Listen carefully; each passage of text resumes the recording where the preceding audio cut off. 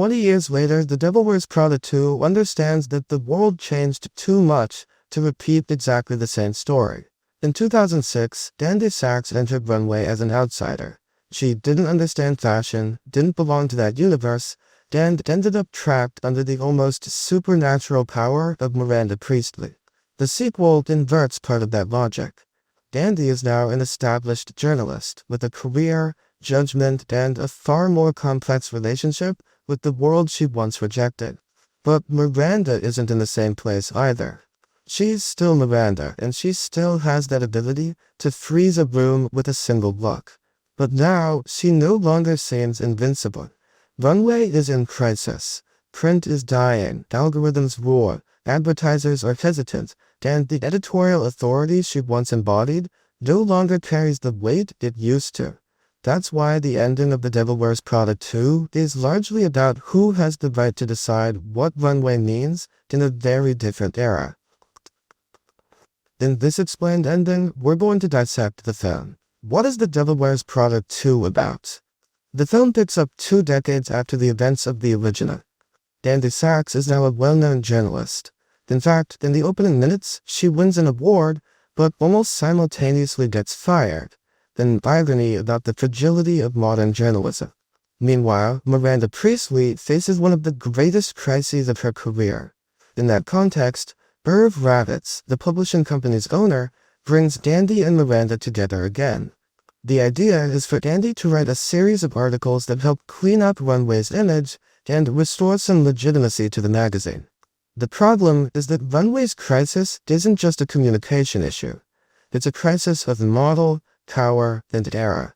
The magazine that once set trends now has to justify itself against social media, algorithms, brands, investors, and an audience that lives to criticize and attack from the screens of their phones.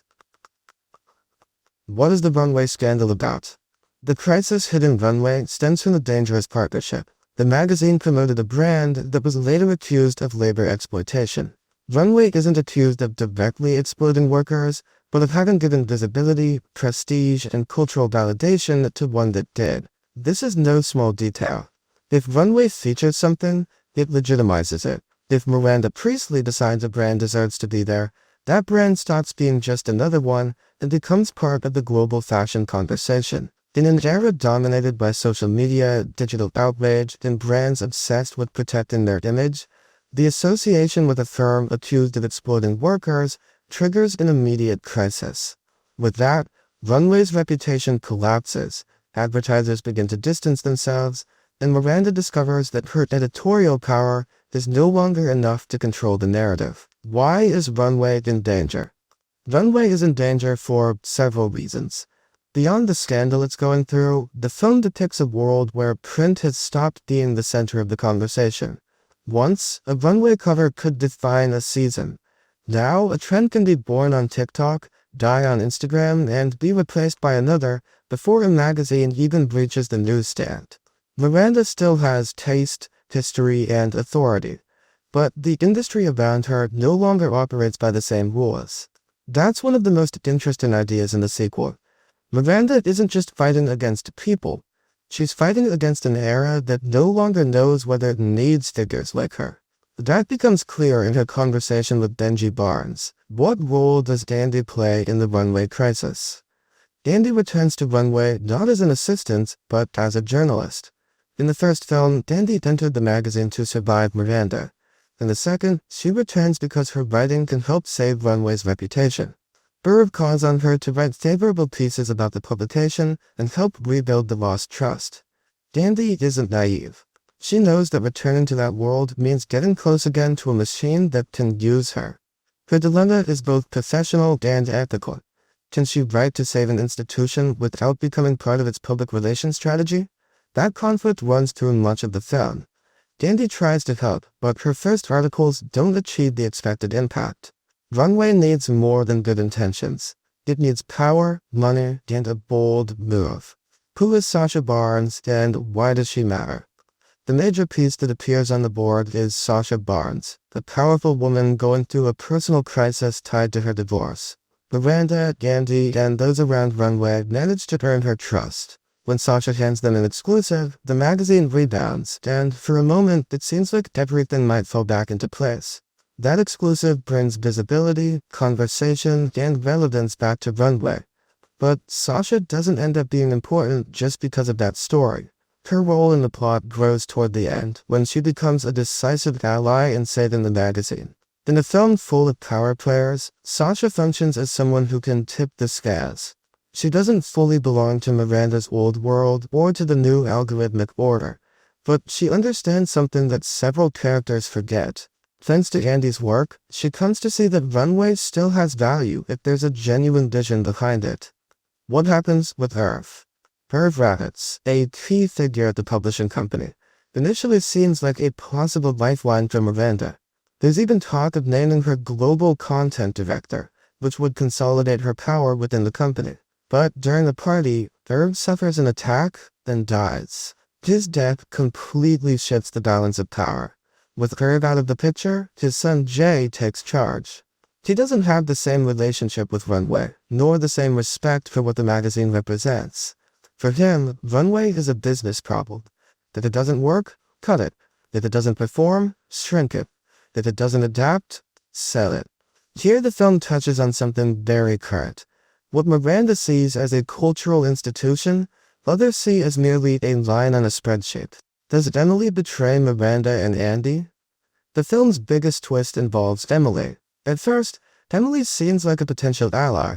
She now works at Dior and has contacts that could help Runway climb out of the hole. Andy even joins forces with her in an attempt to get Benji, Emily's current boyfriend and Sasha Barnes's ex-husband, to buy the magazine. But Emily's real intention is something else entirely. She doesn't want to save Runway to hand it back to Miranda. She wants to take over the brand, oust Miranda, and impose her own vision of fashion. This goes back to Miranda having pushed Emily aside years earlier. Miranda used to claim that Emily had what it took to succeed in the fashion editorial world. Now, Emily has decided to strike back. That twist reframes her character completely.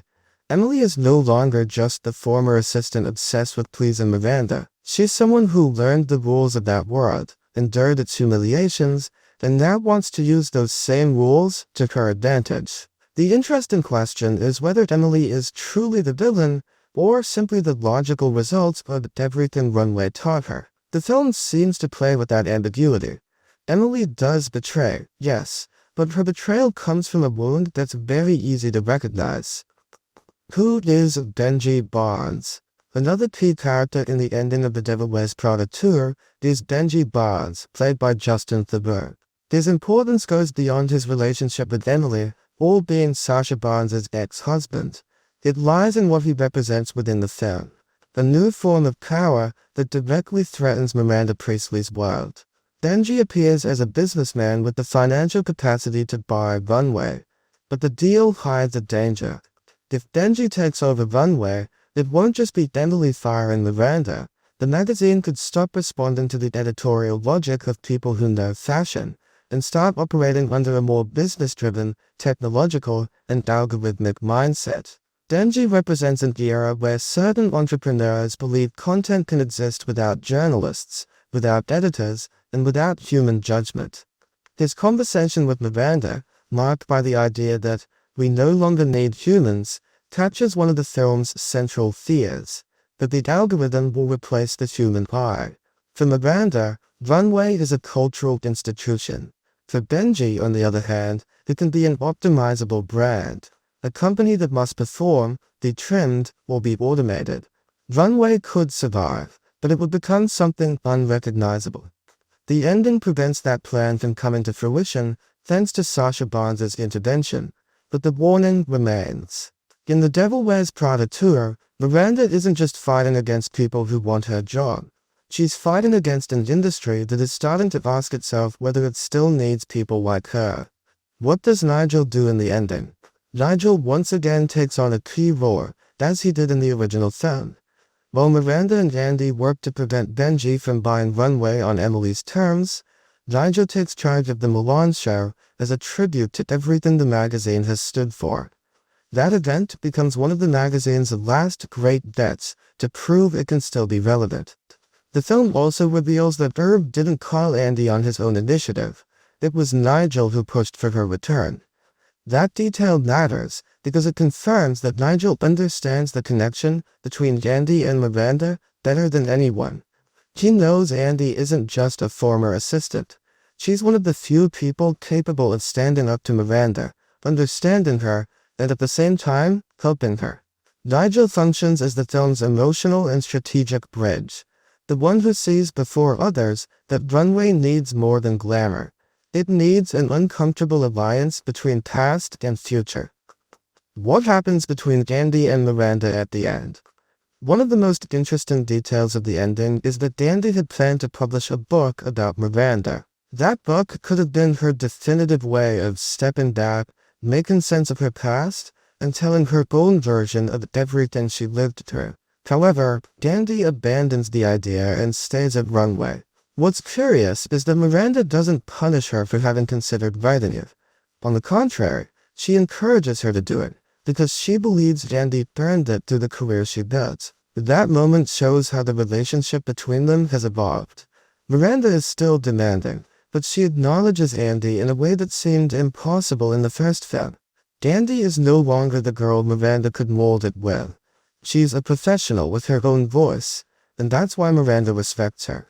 But make no mistake, she changes, but not too much. And that matters. The film doesn't try to turn her into a warm, kind, or fully redeemed person. Miranda is still Miranda. But it does reveal a side of her that is more aware of her limits and of the need to lean on others. In the first film, Miranda seemed to operate alone, as if the entire world had to adapt to her pace. In this sequel, she needs Andy, Nigel, Sasha, and even Emily, even if that alliance falls apart. The ending suggests that Miranda understands something. Absolute power is no longer enough. To survive in this new industry, she needs alliances, strategy, and a certain ability to recognize talent in others. She becomes sharper in the face of an era that threatens to leave her behind. What does the ending of The Devil Wears Prada 2 really mean? The ending isn't simply saying that Runway was saved. It's saying that Runway can only survive if it accepts that the world has changed. The film is about fashion, yes, but also about journalism, power, reputation, algorithms, aging, ambition, and legacy. Miranda is no longer the unbeatable villain of the first film. Now, she's a figure from another time, trying to prove she still matters. Andy, for her part, no longer needs to escape Runway to find herself. She can return without completely losing herself, because she no longer enters as an assistant. She enters as someone who understands both the value and the danger of that world. And Emily represents the wound the old system left behind. If Miranda and Andy are the possibility of reconciling past and future, Emily is proof that the past also broke people along the way. That's why the ending works. It doesn't erase the saga's contradictions. It updates them. Did you guys watch the movie? What did you think? Don't forget to leave your analysis in the comments. If you liked the video, you can give us a like and subscribe to the channel. That would help us a lot. See you in the next video.